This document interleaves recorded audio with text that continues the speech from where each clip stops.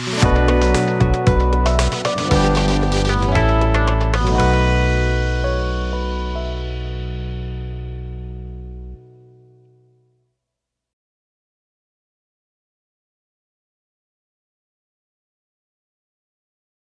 Analysis करने के लिए वो कौन से इनपुट डेटा है जो रिक्वायरमेंट है। सबसे पहले बोलेंगे बस डेटा, जो बस बार होता है। Required data for load flow calculation for buses included, buses include होना चाहिए आपके एसएलडीएस के अंदर। और रिक्वायर्ड डेटा होना चाहिए लोड फ्लो कैलकुलेशन करने के लिए, जैसे नॉमिनल केवी नोट कर लीजिएगा, और आप चाहे तो इसका स्क्रीनशॉट भी ले सकते हैं, क्या क्या पैरामीटर जरूरी होते हैं, क्योंकि जब हम लोड फ्लो एनालिसिस करेंगे एसएलडी ड्रॉ करके, तो उसमें हम क्या क्या डेटा इनपुट करेंगे। तो nominal kV, percentage volt and angle when initial condition is set to use bus voltage, ये हम लोग सेट करेंगे। Load diversity factor when the loading option is set to the diversity factor. फिर ब्रांच डेटा पे आएंगे। Branch data is enter into branch editor. Branch editor में जैसे transformer, transmission line, cable, reactor and impedance editor, required data for load full calculation for branch include. तो branch data में जैसे क्या आता है, ब्रांच में क्या आता है, ब्रांच में जैसे ट्रांसफार्मर आ गया, ट्रांसमिशन लाइन आ गया, केबल आ गया, रिएक्टर आ गया, इंपीडेंस एडिटर, इनके लिए डेटा रिक्वायर्ड डेटा तैयार करेंगे जो लोड फ्लो कैलकुलेशन के लिए जरूरी है। जैसे ब्रांच के लिए जैसे जेड इंपीडेंस, रेजिस्टेंस, एक्टेंस और X by R value and unit tolerance and temperature if applicable. अगर ये एप्लीकेबल है तो आपको इस तरह के डेटा आपको पुट करने पड़ेंगे। Cable and transmission line, cable and transmission line का लेंथ एंड यूनिट वो आपको डालना पड़ेगा। ट्रांसफार्मर रेटेड डालना पड़ेगा, ट्रांसफार्मर की रेटिंग कितनी रेटिंग है ट्रांसफार्मर केवी और एमबीए में, टैप कौन सा है, एंड एलटीसी सेटिंग आपको डालना पड़ेगा। Impedance, base kV and base kVA, MVA, इस तरह की चीजें डालनी पड़ेगी, तो वो आपका फिट होगा। फिर मैं बात करता हूँ power grid data. Power grid data जो आपने सबसे पहले लेते हैं, जहाँ से पावर जनरेट होती है, उसके लिए आपको क्या डालना पड़ेगा। तो required data for load flow calculation for power grid include, जैसे ऑपरेशन मोड, स्विंग, जैसे ऑपरेशन मोड के लिए स्विंग कौन सा है आपका, स्विंग टाइप कौन सा है, स्विंग टाइप डालते हैं हम, जो आपका जो पावर ग्रिड है।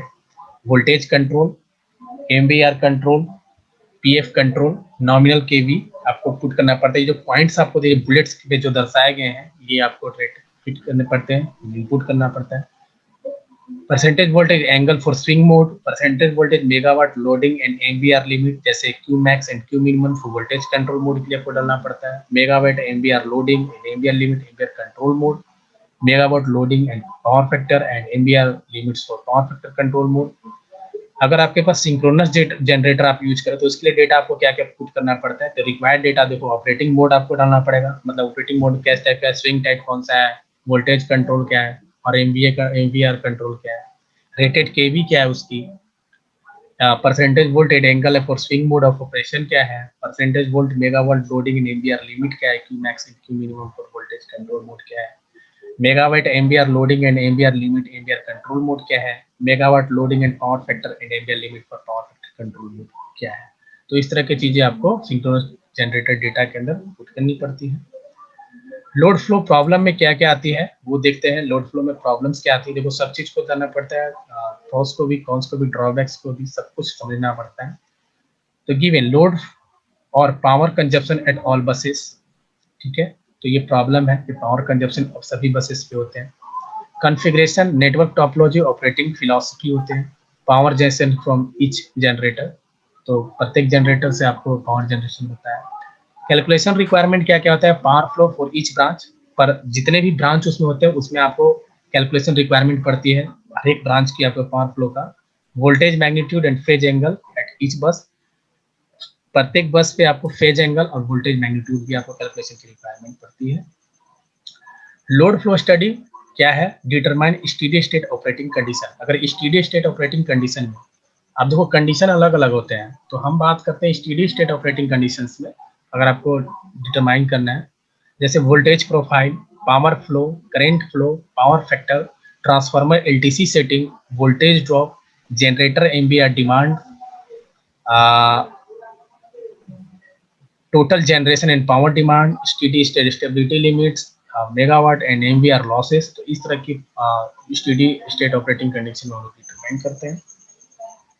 Evaluate system and equipment rating क्या होता है, जैसे केबल और feeder capacity, capacitor size, transformer MVA and kV ratings, turn ratio, transformer impedance and tap settings, current limiting reactor rating and impedance, MCC and switchgear current rating, generator operating modes, isochronous and droop, generator MVR demand, transmission and distribution utilization kV. So this is evaluate system equipment rating होता है आपका. Steady state load flow condition में क्या होता है, जैसे bus voltage with in acceptable limit, जो बस का वोल्टेज होता है वो एक्सेप्टेबल लिमिट में होना चाहिए. Voltage are within rated insulation limit of equipments. Power and current flow do not exceed the maximum ratings. Maximum rating से पावर एंड करंट फ्लो जो होता है एक्सीड नहीं होना चाहिए. System megawatt and ampere losses are determined होना चाहिए. Circulating ampere flow are eliminate होना चाहिए. लोड फ्लो कैलकुलेशन मेथड है आपके पास. सबसे पहले यहाँ पे देख सकते हो एक्सेलरेटेड गॉस सेडल मेथड. ये एक मेथड है, एक थ्योरी है जिसमें एक्सेलरेटेड होता है. जैसे low requirement on initial value but slow in speed. Okay, low requirement on initial value मतलब इनिशियल वैल्यू में लो रिक्वायरमेंट होती है और स्पीड में स्लो है. जैसे P plus Z Q is equal to V to the power T by bus and V. So ये तो हो गया गॉस सेडल मेथड पे. ये मेथड है लोड फ्लो कैलकुलेशन करने के लिए अगर आप हैंड कैलकुलेशन करते हो तो. एक होता है आपके पास न्यूटन रैप्सन मेथड. शायद आपने पावर सिस्टम पढ़ा हो तो न्यूटन रैप्सन मेथड में मैट्रिक्स के फैशन में मैट्रिक्स के मेथड पे सॉल्व होता है. जैसे फास्ट इन स्पीड में fast but high requirement on initial value. First order derivative use to speed up calculations, delta P और डेल्टा की. तो फर्स्ट ऑर्डर डेरिवेटिव्स आपको यूज करना पड़ता है स्पीड अप कैलकुलेशंस के लिए. अगर फास्ट डीकपल्ड मेथड के लिए यूज करें तो two set of iteration equations, real power voltage angle, reactive power voltage magnitude, fast in speed but low in solution, precision better for radial system and system with long lines. इस तरह की चीजें आपको use करनी पड़ती है. जैसे delta P is equal to J1 delta Q Z4 and delta P. Clear है यहाँ पे? Okay. And source operating modes क्या क्या होते हैं? तो सोर्स ऑपरेटिंग मोड्स में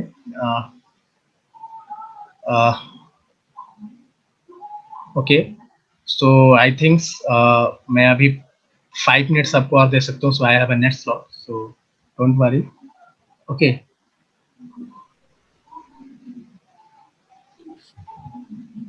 सो सोर्स ऑपरेटिंग मोड्स क्या होते हैं? जैसे स्विंग मोड क्या होता है आपका?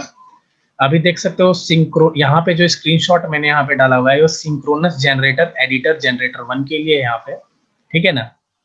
इमेज में देखो स्विंग मोड क्या होता है. Swing mode governor operating isochronous mode automatic voltage regulator होता है. तो स्विंग मोड यहाँ पे देख सकते हो voltage control, ampere control, PF control. तो स्विंग ऑपरेशन मोड क्या है आपका? स्विंग टाइप का होगा जनरेटर, ठीक है ना. तो उस कंडीशन में आप देख सकते हो.